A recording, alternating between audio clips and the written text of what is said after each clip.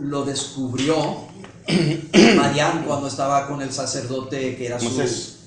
Moisés. Lo descubrió cuando estaba en Madián con el sacerdote que era su suegro. Entonces, que así entró al canon hebreo el libro de Job. Eso es especulación, no hay ningún documento que se ha encontrado para decirlo, pero tiene la posibilidad de ser algo así como entró. También en los libros de Moisés, pero Moisés fue el organizador de la sustancia del Pentateuco, dejando ahí, porque eso lo admite Cristo y eso hablamos de la ley de Moisés en una forma que cualquier cambio que se hizo después en editar fue cambio simplemente de orden o agregando comentario, pero la sustancia del material es mosaico. Entonces ya apenas comenzamos, ya este papel lo vamos a usar la vez que viene. Sí. Está grande. Ya. Me resulta muy interesante este concepto del reino desde el Antiguo Testamento, porque creo que es como la falla de San Andrés en la iglesia.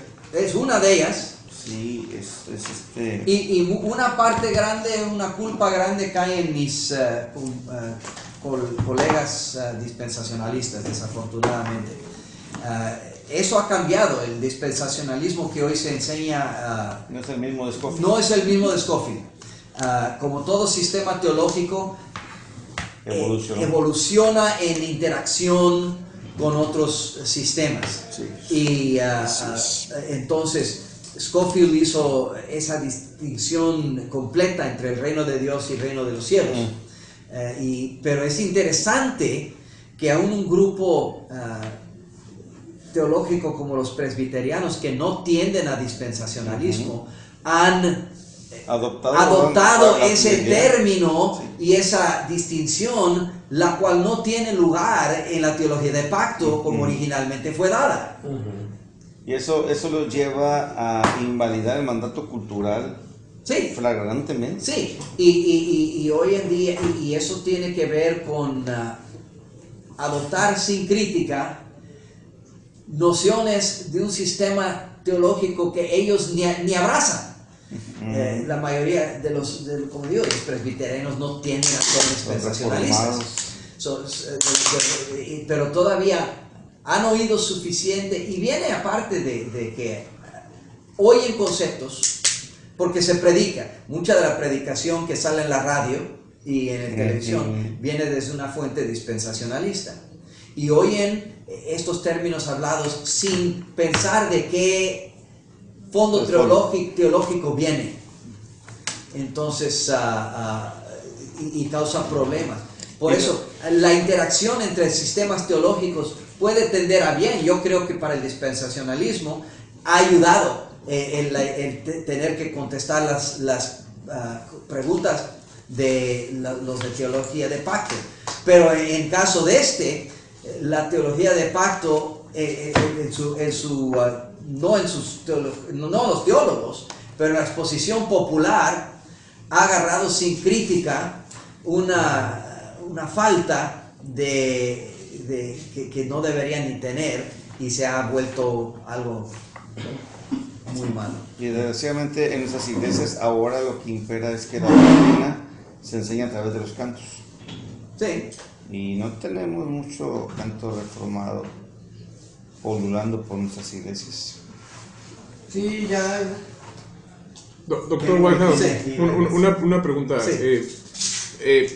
Desde Adán y luego Noé se ve lo del tema del pacto, ¿no? Sí. Y que la promesa es para los descendientes. Pero por ejemplo vemos que pasa con Adán, pues Caín no fue, como dijo usted al principio, no fue como escogido, ¿no? Con Noé, pues está Cam, ¿no? Sí. Y siempre como que hay una constante, ¿no? Abraham, La oveja negra pues de la está Ismael, Isaac, o sea, siempre hay Esaú. como que un hijo que no está dentro del pacto. Y siempre pasa que los descendientes tienen que ratificar en sus propias vidas el pacto. Aún en Israel, la mayoría del pacto fue dado a la nación de Israel, pero la mayoría de los israelitas, como dice Pablo, no todos los que son hijos de Abraham son hijos de Abraham espiritualmente. El pacto es para ti, pero tú tienes también que ratificarlo en tu parte. Entonces, por eso siempre es cuando acaba cada periodo, cada etapa, lo que yo como dispensacionalista llamaría una dispensación, pero lo puedes llamar como quieras. Después de cada área en la progresión de la revelación, la mayoría de las personas que podrían haber sido parte del pacto han fracasado en guardar el pacto y mantener la economía que se tenía que hacer durante ese periodo del reino. Y siempre nos enseña, para mí las dispensaciones, como los llamaría yo, son simplemente distintas formas como nosotros podemos ver que el hombre sin Dios siempre va a fallar. Que cuando el hombre deja atrás lo que Dios quiere, mira que y ya estamos, ya en la otra clase debe entrar, pero no ha llegado. Pero en cada función, voy a mirar las 7 dispensaciones clásicas nada más para usarlas como ejemplo, porque es fácil para mí. En el primero, Dios dio un pacto de obras, no coma del árbol. Fracasó.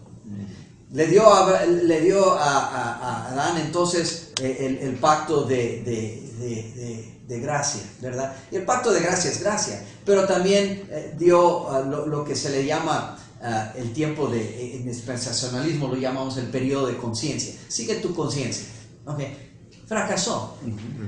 Vino Noé. Empezó el periodo de gobierno humano. Dice, aquí están las leyes básicas, gobiernense ustedes. Llegó a Babel. A Abraham dijo, te prometo, ve a la tierra, quédate en la tierra, te doy una promesa. ¿Qué hizo Abraham? Sus descendientes pronto quedaron en Egipto. Okay. La cosa era, quédense en la tierra. Acabó el hambre de 7 años y no regresaron. Se quedaron y multiplicaron allá. A Moisés se le dio la ley, fracasaron ahí, ¿verdad? A la iglesia se les dio las reglas de amar y de unidad, ¿verdad? Mira qué unidos y amantes estamos, ¿okay? Entonces, en cada sistema, en el milenios, para nosotros que somos premileniales, tenemos a Cristo reinando en la tierra. Y al final del milenio, tanta gente como la arena del mar se revela en Apocalipsis 20. En cada economía, Dios lo empieza, forma una reanudación, un nuevo pacto, y todos vamos a nacer. Y al final de cuentas, el hombre fracasa. Y Dios todavía, en vista del fracaso, todavía avanza su plan. La economía del reino es una economía de la victoria de Dios y el fracaso del hombre. Y entonces la gracia es la que gana, porque el hombre no puede nunca decir al final de cada periodo del reino, nosotros la hicimos. Ya la hicimos. Ya la hicimos. Si va para adelante el reino de Dios, es porque Dios en su gracia gana. Y por eso los que me hablan a mí diciendo que el dispensacionalismo es en sí un sistema negativo y derrotado, es que lo están mirando desde el punto de vista de los que fallaron. Pero todos los sistemas teológicos vistos deberían enfocarse en el hecho no de que cómo el hombre desarrolla qué, sino que Dios al final de cada etapa de la iglesia, Dios gana y el reino de Dios avanza. Entonces, nosotros queremos mirarlo desde el punto que yo soy más que vencedor por Cristo Jesús, ¿verdad? Yo no pongo esperanza en algún programa cristiano, de que ese programa cristiano va a ganar. Puede ganar en una generación, pero cada generación de nuevo se tiene que hacer el trabajo. Ha habido avivamientos increíbles en el mundo, donde parece se está cristianizando todo, pero todos esos mueren. y hay una nueva generación que tiene de nuevo que empezar desde el principio, creer en Cristo y agarrar la visión y seguir, se les pasa la batuta, ¿verdad? Entonces, cada generación, todo el mundo se tiene que reevangelizar a cada generación. Y si se falla en eso, viene en lugar de un avivamiento. Entonces vive una caída. Una caída. Entonces, los que dicen, pues el dispensacionalismo dice que pues va a haber una caída final y por eso es un sistema que predica derrota. Pues aún el postmilenio tiene lo mismo, porque dice Gary North en su libro, en uno de sus libros, dice, al final del milenio nos indica claramente el libro de Apocalipsis que habrá una rebelión final donde vendrá la gente como arena del mar en contra del pueblo de Dios. Entonces, y luego Dios gana. Pero el hecho es que yo solo puedo o trabajar para triunfo o derrota en mi propia generación. Lo que causa la vista de derrota es poner fecha a decir que Cristo tiene que regresar en mi generación. Ese es el problema. El problema no es el dispensacionalismo, el postmilenialismo o el amilenialismo. El problema es decir que yo sé cuándo va a ser el fin.